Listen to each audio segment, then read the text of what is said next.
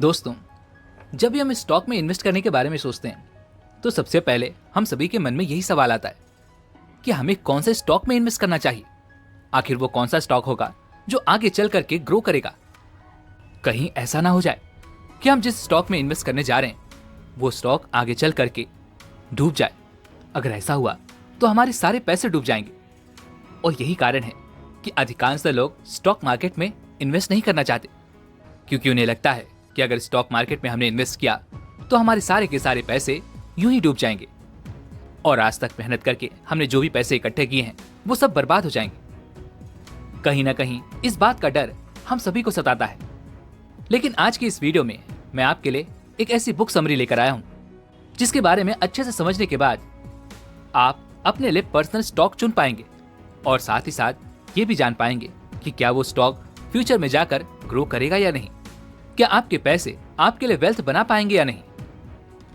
जी हाँ दोस्तों, मैं बात कर रहा हूं यहाँ पर the intelligent investor, written by Benjamin Graham. आज की इस वीडियो में हम इस बुक से ऐसे 4 इंपॉर्टेंट लेसन्स की बात करने वाले हैं जिसे जानने और अच्छी तरह समझने के बाद आप इंडिपेंडेंटली अपने लिए एक अच्छा स्टॉक पिक कर पाएंगे। आप अपने इमोशंस को कंट्रोल करना सीख जाओगे। दोस्तों, बेंजामिन ग्राहम अपने समय के सबसे सक्सेसफुल इन्वेस्टर्स में से थे और उन्होंने ही वैल्यू इन्वेस्टिंग प्रिंसिपल की खोज भी की थी। और इसी प्रिंसिपल का इस्तेमाल करके, यानी कि इसी प्रिंसिपल को फॉलो करके वॉरेन बफे ने अपने लिए इतनी वेल्थ बनाई है। वॉरेन बफे बेंजामिन ग्राहम के एक अच्छे स्टूडेंट थे और उन्होंने उनसे ही सीखकर स्टॉक मार्केट में इतनी वेल्थ बनाई है, या फिर यूं कहें कि आज दुनिया के सबसे अमीर लोगों की लिस्ट में उनका भी नाम शामिल है।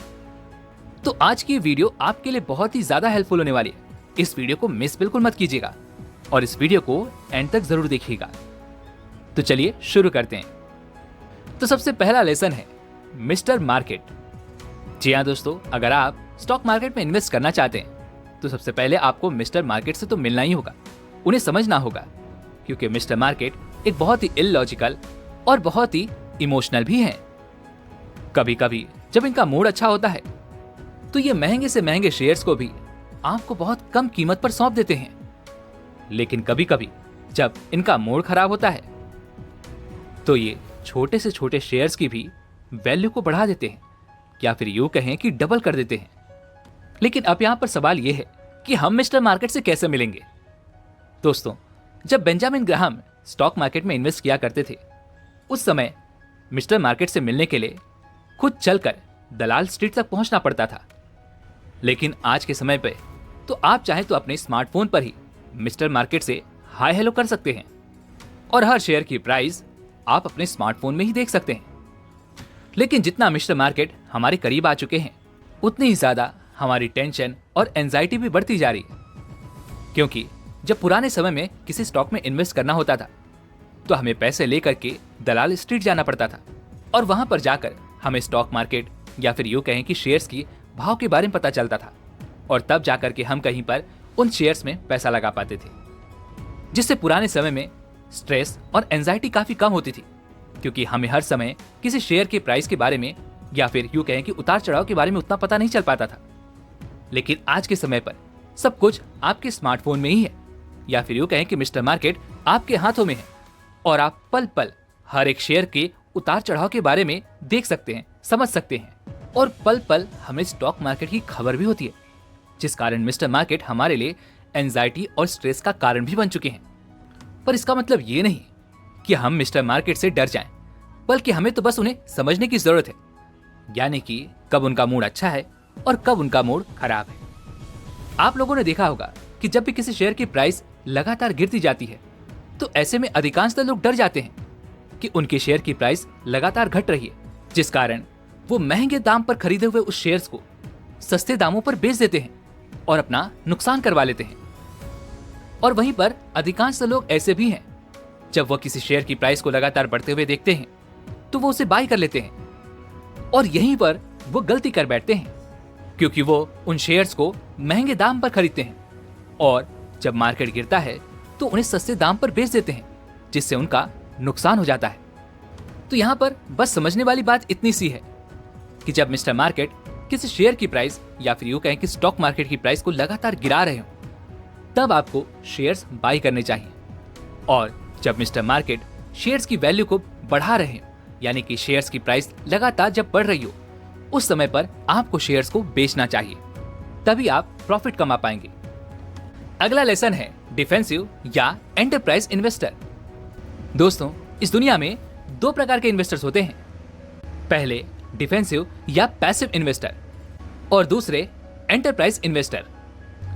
डिफेंसिव इन्वेस्टर्स वो हैं जिनके पास स्टॉक को एनालाइज करने का समय नहीं है, जो स्टॉक मार्केट में अपना ज्यादा समय नहीं देना चाहते, जिस कारण वो बड़ी बड़ी कंपनियों में अपना पैसा लगाते हैं और फिर उन शेयर्स को होल्ड करके रखते हैं।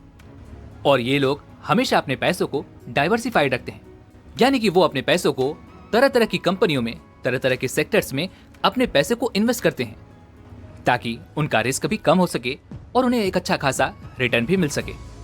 एग्जाम्पल के लिए मान लीजिए आपने दो अलग अलग शेयर्स में इन्वेस्ट किया है, जहां पर आपने 10-10 हजार रुपए लगाए हैं। अब मान लीजिए अगले साल एक शेयर में आपको लॉस हो जाता है और एक शेयर में आपको प्रॉफिट होता है। मान लेते हैं कि पहले शेयर्स में जहां पर आपने 10,000 रुपए लगाए थे, वो बढ़कर के हो चुके हैं 11,000 रुपए, और अगला शेयर जहां पर आपने 10,000 रुपए लगाए थे, वो घटकर हो चुके हैं 9,000 रुपए।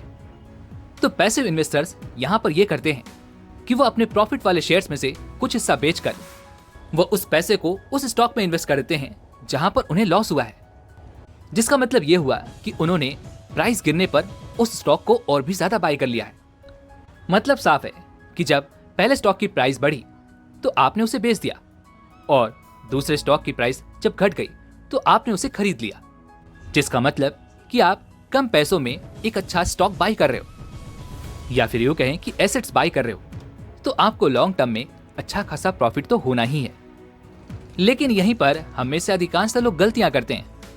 वे लोग स्टॉक्स तब बाय करते हैं जब स्टॉक्स की प्राइस लगातार ऊपर की ओर जा रही होती, जिससे उन्हें वो शेयर्स ज्यादा महंगा मिलता है, और कुछ ही समय बाद जब स्टॉक्स की प्राइस गिरने लगती है, तब वे लोग डर के मारे अपने पैसे बचाने के लिए उस शेयर्स को बेच देते हैं, जिससे उन्हें नुकसान उठाना पड़ता है। मतलब साफ है कि जब भी आप मिस्टर मार्केट के मूड को देखें तो ठीक उसका उल्टा करें।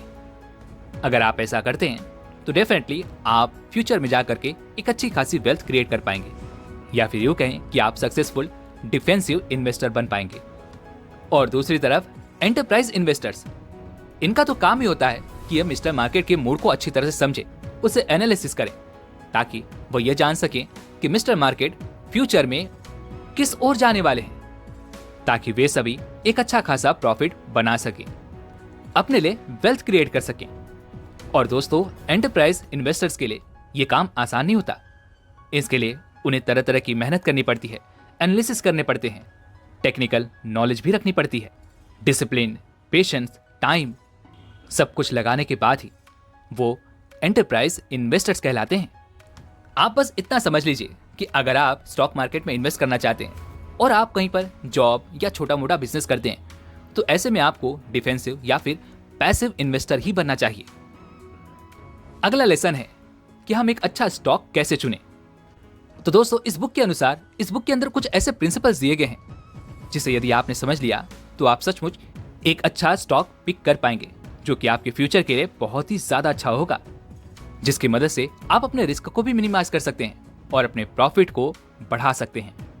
तो पहला है डाइवर्सिफाई। जी हाँ दोस्तों, हम में से अधिकांश लोग यही गलती करते हैं कि वो अपने सारे के सारे पैसे किसी एक ही कंपनी में लगा देते हैं, और ऐसे में अगर वो कंपनी डूब जाती है तो हमारे सारे पैसे बर्बाद हो जाते हैं।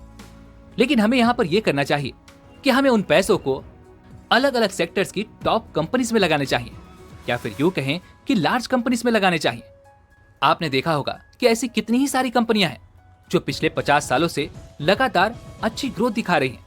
तो ऐसे में बहुत ज्यादा हाई चांसेस हैं कि वो आने वाले 50 साल तक भी इसी तरह से ग्रो करती रहेंगी, जैसे कि Hindustan Unilever, Britannia, Tata group, Reliance group, और ऐसी ही बहुत सारी कंपनियां हैं जहां पर आप अपने पैसों को डाइवर्सिफाइड कर सकते हैं। अगला है कंजर्वेटिवली फाइनेंस।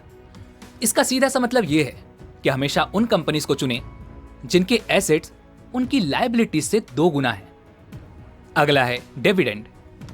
दोस्तों, ये बात तो हम सभी जानते हैं कि कंपनियां प्रॉफिट का कुछ पैसा हमेशा हर साल अपने स्टॉक होल्डर्स को एज ए डिविडेंड के रूप में देती हैं। और देखा जाए तो ये बहुत अच्छी बात भी है, क्योंकि यही डिविडेंड हमारे लिए पैसिव इनकम का सोर्स भी बन जाता है। इसलिए हमें ये कोशिश करनी चाहिए कि हम ऐसे स्टॉक्स को पिक करें जो अच्छे भी हों और हाई ग्रोथ पोटेंशियल भी रखते हों और साथ में डिविडेंड भी देते हों। अगला है नो अर्निंग डेफिसिट, जिसका सीधा सा मतलब यह है कि हमेशा उन कंपनियों में पैसा लगाइए जिनका प्रॉफिट पिछले 10 सालों से लगातार बढ़ता ही जा रहा हो। अगला है अर्निंग ग्रोथ, हमेशा उन कंपनीज में पैसा लगाइए जिनकी अर्निंग पिछले 10 साल में कम से कम 33% इंक्रीज हुई हो। जिस भी कंपनी की अर्निंग 2.2% से हर साल ग्रो कर रही है, वो कंपनीज भी अच्छे स्टॉक्स में आती है, अच्छी कंपनी मानी जाती है। अगर आप चाहें तो उनमें भी पैसा लगा सकते हैं। अगला है चीप स्टॉक्स। ये रूल कहता है कि स्टॉक की प्राइस कभी भी नेट एसेट वैल्यू से 1.5 गुना से ज्यादा नहीं होनी चाहिए। यानी कि आप केवल उन कंपनीज के शेयर्स बाय कीजिए जो अच्छी भी हों और जिनकी स्टॉक की वैल्यू उनकी नेट एसेट वैल्यू से 1.5 गुना कम हो। अगला है चीप अर्निंग्स। इसका सीधा सा मतलब यह है कि कभी भी उन स्टॉक्स की तरफ ध्यान तक मत दो जिनका पीई रेशियो 15 से ज्यादा हो। अगला लेसन कहता है मार्जिन ऑफ एरर। दोस्तों, जब भी इंजीनियर्स कोई एरोप्लेन क्रिएट कर रहे होते हैं जिसमें 100 लोग आसानी से सफर कर सकें, तब वे सभी इंजीनियर उस एयरप्लेन को केवल 100 लोगों के लिए डिजाइन नहीं करते, बल्कि वे लोग उस एरोप्लेन को 133 लोगों के लिए डिजाइन करते हैं। और ऐसा इसलिए क्योंकि वे सभी अच्छी तरह से जानते हैं कि रियल लाइफ में गलतियों के चांसेस बहुत ज्यादा हैं। अगर वे लोग ये अज्यूम करके चलेंगे कि वे लोग 33% रॉन्ग हैं, तो वे सभी लोग उस एरोप्लेन को और ज्यादा मजबूत बनाएंगे और ज्यादा स्ट्रांग बनाएंगे। उसमें और ज्यादा स्ट्रांग मटेरियल यूज किया जाएगा, जिससे एरोप्लेन भी मजबूत बनेगा और साथ ही साथ प्लेन क्रैश होने के चांसेस भी बहुत कम हो जाएंगे। और ऐसा केवल एरोप्लेन बनाने में नहीं किया जाता, बल्कि पुल, कार, यहां तक कि शिप बनाने में भी इस रूल का यूज किया जाता है। और हमें भी स्टॉक मार्केट में इस रूल का इस्तेमाल करना चाहिए। यानी कि आप कम गलतियां करने की कोशिश ना करो, बल्कि आप ये सोचो कि अगर आप गलती कर भी दो तब भी आपको नुकसान ना हो और आप हमेशा प्रॉफिट में ही बने रहें। तो दोस्तों, ये थे वो 4 इंपॉर्टेंट लेसन्स जो हमने सीखे बेंजामिन ग्राहम की द इंटेलिजेंट इन्वेस्टर से। उम्मीद है कि आपको अब तक तो ये समझ में आ चुका होगा कि आपको एक अच्छा स्टॉक किस तरह से पिक करना है। वैसे अगर आप इस बुक को और डिटेल में पढ़ना चाहते हैं तो आप इस बुक को Amazon से बाय कर सकते हैं। इसका लिंक हमने नीचे डिस्क्रिप्शन बॉक्स में दे रखा है। और उम्मीद है कि आपको आज की वीडियो भी पसंद आएगी, तो इस वीडियो को लाइक और अपने दोस्तों के साथ शेयर भी जरूर कीजिएगा। और हाँ, अगर आप हमारे चैनल पर नए हैं तो चैनल को सब्सक्राइब और घंटी बटन को भी जरूर दबा दीजिएगा। चलिए मिलते हैं अगली वीडियो में, तब तक के लिए अपना ख्याल रखें। धन्यवाद।